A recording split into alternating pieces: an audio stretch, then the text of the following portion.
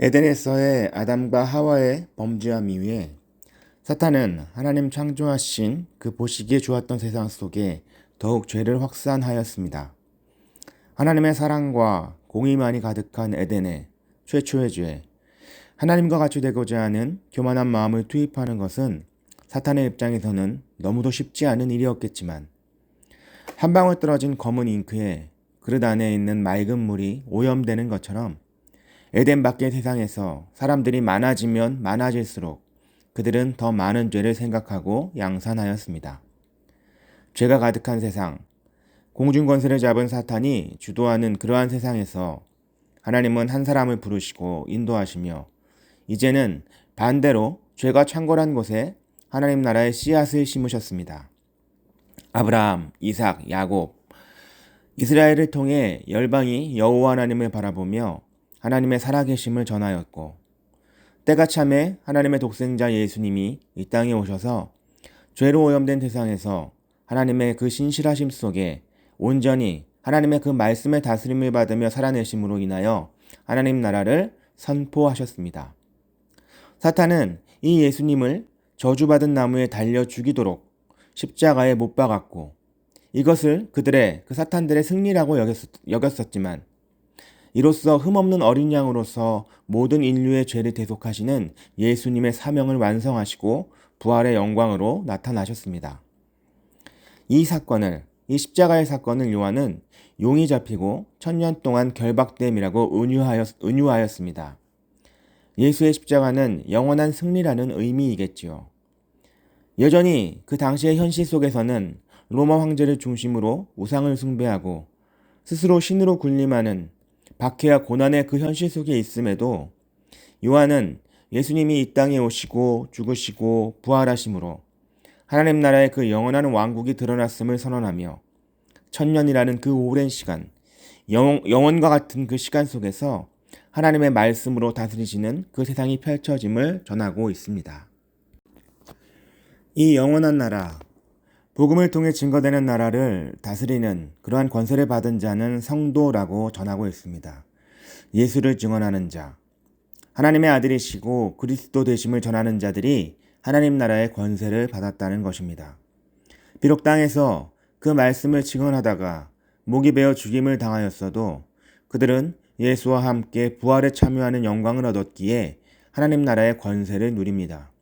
또 짐승, 곧 로마 황제에게 절하지 않고 그로 인해 경제 행위를 할 수 있는 표, 짐승의 표를 받지 못하게 되므로 고단한 삶을 살 수밖에 없는 줄이고 목마르며 피신하며 살아가야 할 그 어려운 형편 속에 있는 성도들의 삶이겠지만 이들은 짐승들과 세상의 유익을 누리는 삶이 아니라 영원한 하나님 나라의 권세를 받았고 부활의 영광에 참여할 자라고 말씀하는 것입니다.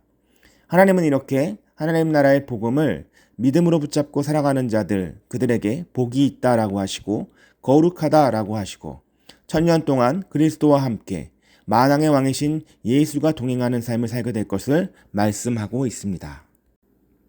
오랜 시간 1000년, 그 1000년이 찼습니다. 이제 무적행에 갇혔던 사탄이 다시금 슬그머니 옥에서 놓여집니다. 왜일까요? 이제 예수님이 다시금 재림하실 때가 되었기 때문입니다. 이때의 사탄은 최후의 발악을 합니다. 땅의 사방의 백성들, 곧 곡과 마곡을 미혹하고 모아서 싸움을 붙인다 라고 말씀합니다. 이 싸움에 관계하는 자들이 바다의 모래와 같이 많다라고 합니다. 곡과 마곡. 어떤 이는 고대의 어떤 도시의 이름을 혹은 나라의 이름을 민족의 이름으로 신학자들은 그렇게 추정하지만 정확하게 곡과 마곡의 그 의미를 알지는 못합니다. 다만 오늘날 땅의 사방에서 벌어지는 싸움들, 이념의 차이로 인한 다툼, 경제적 이권을 빼앗기 위한 다툼, 나라 간의 전쟁들, 개인으로부터 국가에 이르기까지 전 세계가 다양한 이슈로 인해 갈등하며 이 다툼에 누구 하나 크고 작게 개입되지 않은 자가 없는 그러한 세상 속에서 살아감을 볼 때 곡이 있으면 마곡이 있고 마곡이 있으면 곡이 있어서 다투지 않을 수 없는 평화가 있을 수 없는 그러한 세상으로 치닫고 있음을 예견하는 것은 아닌지 생각해 봅니다. 이는 영적으로는 무적행에서 나온 사탄이 발악하며 성도들의 진과 하나님 나라의 성을 두르고 압박하여 무너뜨리려 하는 것이겠지만, 이렇게 둘러져 모여있는 그 사탄의 세력을 하나님은 이때에 불을 내리셔 태워버리시고 쓸어버리신다라는 것입니다.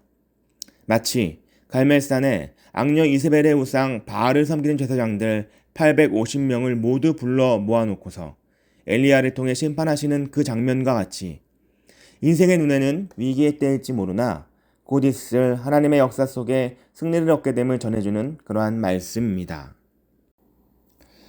이렇게 사탄과 마귀의 세력이 심판받고 이제 땅의 모든 인생들, 죽은 자나 산 자나 다 자기 행위를 따라 생명책에 기록된 대로 심판의 자리로 나아갑니다.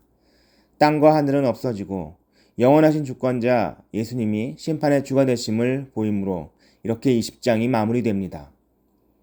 곡과 마곡의 싸움에 끌려나가 다투는 삶이 되어지지 않기를, 눈에 보이는 이익을 쫓아 살며 누군가에게 해를 끼치는 일에 그 사탄의 미혹된 삶의 자리로 끌려다니지 않기를, 비록 세상에서 인정받지 못하나 혹여 세상에 주는 안정과 편안함에 대접받는 그 표를 받지 못하더라도 이때가 곧 주의 다시 오심의 때인 줄을 분별하고 영원한 하나님 나라의 백성됨을 자랑하고 복음을 전하는 주의 자녀로 살아낼 수 있기를 소망합니다.